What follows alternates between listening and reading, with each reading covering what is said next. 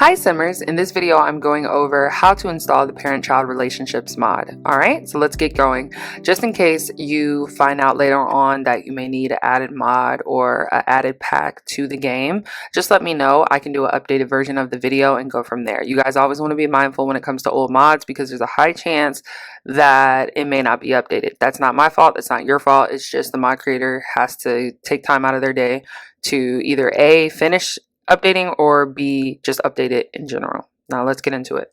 So this is going to be about parent-child relationships. You can find this from the author Persia either on her Patreon or on CurseForge. What you want to do is read through the description, as I always tell you guys, because it is extremely important. The reason why I say that is because you are going to need to know how to work the mod, what is required with a mod, and what is not going to work with other mods. So description is always important. If you need to know more about this mod, you can click this link here and it will take you to the Patreon where you will see pictures and more descriptions on the mod and what is required. Okay, it said this mod might require The Sims 4 parenthood and it contains parent-child interactions. So if you don't have parenthood, you probably shouldn't even just stop watching at this point. Okay, always want to check for required mods and packs because if you don't have them, it's not going to work the way you want it to. Okay, so just keep that in mind. And then when you go all the way to the bottom, you will see the download link here as well. So you could choose to either download it from the Patreon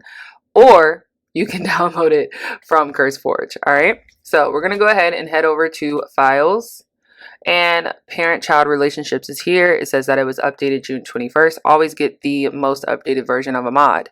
Now we're going to click the download button right here. After that, your download will either show up at the bottom of the screen, top right corner, or you can just select File Explorer or Finder for you Mac users. And when you select it, it will bring up a window. Now, if you don't have a frequent folder section, you're probably brand new. So check under this PC and these little icons on the left to see even local disk or your username for your computer to see if you can locate the downloads folder. Once you are on downloads, you want to go ahead and select the zip file, right click it and extract. After you do that, if your computer is like mine, it will pop up a window. But for you Mac users, for you to extract your file, you would have to double click it and then it will open as a blue folder. Now, as you can see, it's showing that there's a translation folder inside, there's the pages we need for the file, and a download page as well.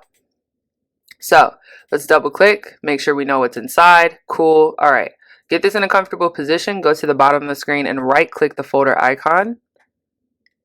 Once you do that, come over here to Documents. Now, like I said, if you're brand new, you might not see it. If you're super brand new, like you're just now playing Sims, make sure you load up the game, save your game and all that jazz. So that way the computer can identify that you actually have a Documents folder and an EA folder.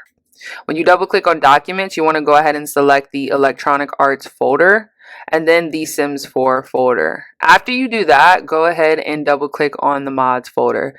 I do tell my users most of the time to make sure you guys delete the local thumb cache.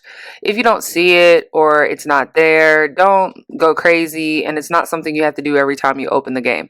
It's just something you do when you're installing from time to time because that mod requires it, or it'll make it be better. So once you're in the mods section, we're going to go ahead and drag the parent-child relationships right into the mods folder. So when you double click it, you'll see just this. All right. After you're done with that, make sure that your game option settings are set.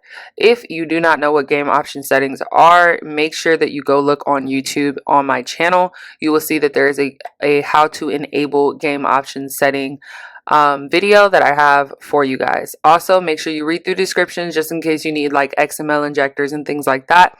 And if you do, I have a video covering that as well. Here's the Simplicity Sim Shop. If you still struggle with mods, you can check out the 2 ebooks that are available and see if that's helpful to you if you are in a time crunch and you're not getting the answers you need. Thank you guys so much for watching. I appreciate all of you, and you guys have a wonderful rest of the day.